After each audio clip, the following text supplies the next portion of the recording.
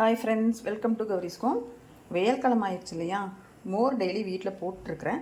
இருந்தாலும் நான் வீட்டில் மோர் எப்படி செய்கிறேன் அப்படிங்கிறத இந்த வீடியோவில் உங்களோட ஷேர் பண்ணிக்கலாம் அப்படின்னு சொல்லி தான் நினச்சேன். எல்லா சத்துக்களும் கிடைக்கும்.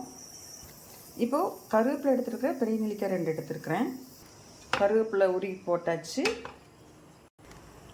பெரிய நெல்லிக்காயை கட் பண்ணி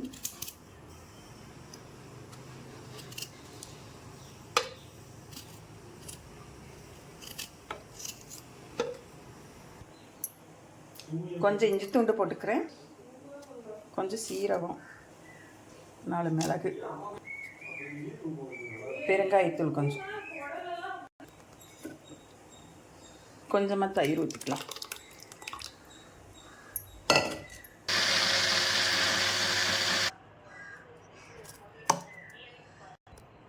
இப்போ மோர் நல்லா அடித்து எடுத்தாச்சு, உப்பெல்லாம் போட்டு கலந்தாச்சு. இதில் நல்லா தண்ணி ஊற்றிக்கோங்க.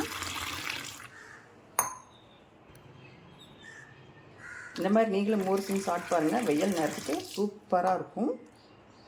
நல்ல உடம்புக்கும் ஹெல்த்தி. கருவேப்பிலையெல்லாம் போட்டிருக்கிறதுனால கண்ணுக்கு, முடி வளர்ச்சிக்கெல்லாம் நல்லாயிருக்கும்.